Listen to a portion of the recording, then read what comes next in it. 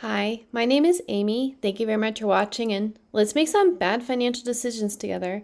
This is for entertainment purposes only, so if you're entertained, please like and subscribe. I would really appreciate that. So I hope that you all had a really good Monday. My Monday was not bad, but I made some major decisions to my portfolio based off of bad information from a trusted website. And it all turned out okay in the end because I would have had to do what I did anyways. But let me just tell you what happened. So I applied for a personal loan because my condo is under contract and I need to come up with around $100,000. It's a little bit less, but I round up in these cases. They still have not, the title company still has not given me the official, this is how much money we need from you. So I'm trying to get $100,000. So I figured, hey, why don't we ask USAA if they will give me $100,000? And I looked, and when I went onto their website, they said, oh, we could only approve you for $50,000. Be your own bank, screw the institution, invest in the system, my revolution, high income funds, yeah, I'm making my stand, brick by brick with my own two hands. Yeah, so that was a little bit of a shell shock because I thought that when I was borrowing $100,000 that my payment would be around $2,000. So why would $50,000 be $3,380? And I panicked, and well, it was not really panic. I was like, I guess I'm not taking out a personal loan because it is going to be more than $2,000 to just borrow $50,000. So what did I do? I no longer have Misty or AMD or Feet or Platy in my taxable brokerage account. What I do have is MS2, YBTC, YMAX, Goldie, 100 shares of Ulti, and NVYY and PLTW. So this gal is getting paid 5 days, every day, every business day. I'm getting paid a little bit of money. Even though some of these are above 25% margin maintenance, it's still better than the 70% that Misty was, and some of these are higher or lower than what AMD was. So this makes my balance, and I just did a transfer of like $2,000 from my checking because it was in excess of my minimum that I need for emergencies. So I have $1,656.63 that I need to, well, can spend tomorrow. And so I'm not using any margin because I need to take out a margin loan for almost $100,000. And I asked Gemini and Perplexity, I took screenshots of when I explored my margin, which does this do... I guess I'm not using margin, so it doesn't matter. But when I had margin, I asked about if I take out a margin loan, how much buying power, and I think I just messed something up. Like how much buffer, how much margin, and how much buying power will I have? And when I take out, I can't take out more than $90,000 because it will run up against my buffer. But if it's around $80,000, which I think is what I actually need, then I'm going to have around a 7% margin buffer if I don't take out this personal loan. But I was like, I'm just shocked that it's $3,000 a month to pay back this $50,000 loan. So then after work, and I was like, I probably do need that $50,000 loan, but I really don't want to spend $2,000 a month. What lesser amount could I do, like $25,000? So I went back on, and so $25,000 at 12.5% is $854. So it's like, okay, well, that makes sense. And I did it for 30,000, and like, okay, well, that goes up to $1,000. That also makes sense. And I was at $40,000, and I was like, that's 72 month. That's only $861. What is making it jump from $800 to $2,000? So I tried it again, and it was just wrong on their website. I guess they had a bug earlier in the day, but it did make me pause. So it turns out that I can do the margin loan from the money that I have already in my Robinhood account, but that buffer is so small that I would rather just take out this $50,000 at the 15.24% interest rate. And then I think it's like $1,000 per month, but it's also half of what I'm paying for my mortgage. Like, I know it is 15%, so that's an emergency, but also practically it's less than the mortgage I'm paying for my trailer, and it's 1/3 of the cost of what I was paying, or I am currently, I guess, technically paying for my condo. So in the grand scheme of things, $1,000 a month in order to be able to continue to have things in the stock market and earning money actively, I think is worth it. So I set up the automatic payments through USAA, so I get a discount. So I think it's a 0.25% discount. So I think that means that this is actually still 15.24%. It's just that they already applied the auto pay to it. So I do have it on my list of things to do to prioritize paying it off, but not before I get my margin buffer to be around, the 50%. Because what I would really love to do is get my margin good in my Robinhood account, and then just use my margin to pay off my loan earlier. So I'll do it slowly, a little bit at a time, but when it gets down to like $20,000, I may as well just get rid of the loan. So I'm not going to have this as a 72-month loan, the whole 72 months. It's probably going to be paid off within a year, but it's just that I needed the leverage because I need to be able to close on my condo, and I need to still be able to earn money with my Robinhood account. So, am I sad about Misty?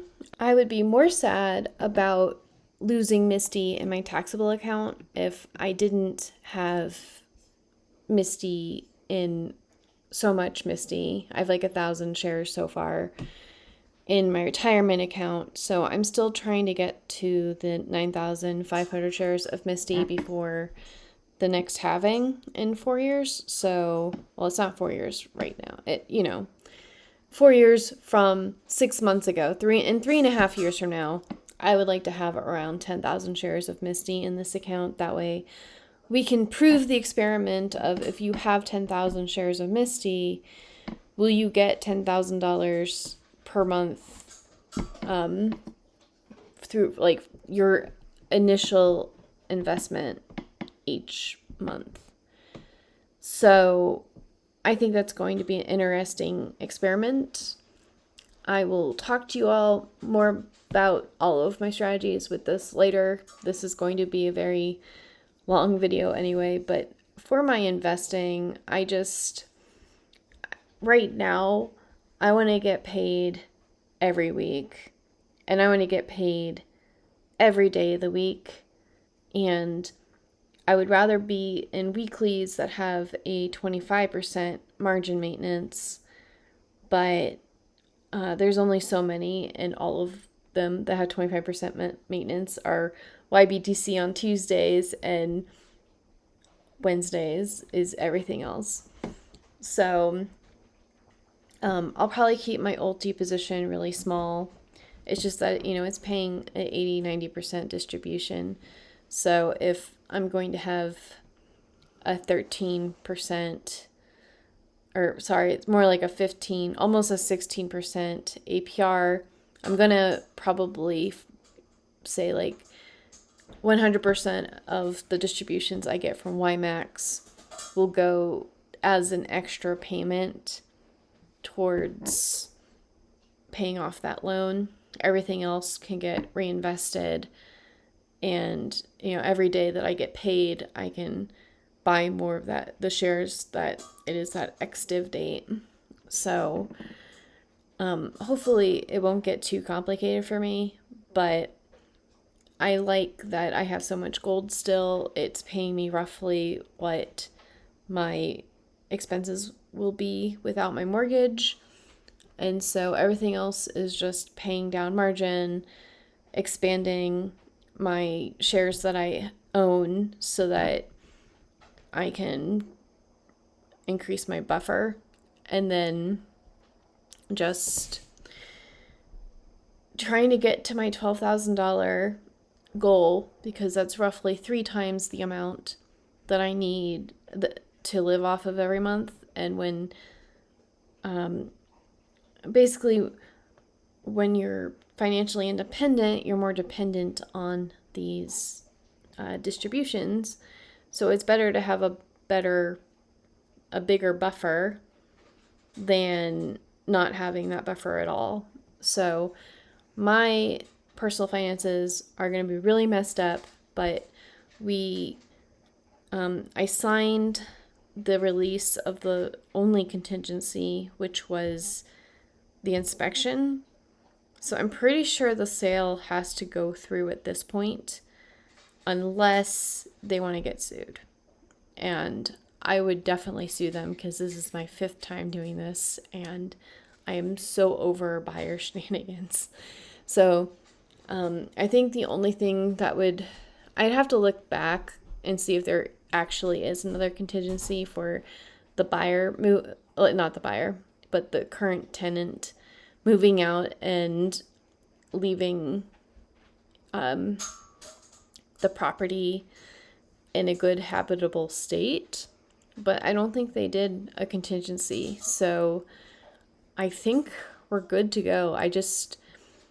For me, I know a 15% interest rate is not amazing, but I'm paying 1/3. I'll be paying 1/3 of what I'm paying for my mortgage right now.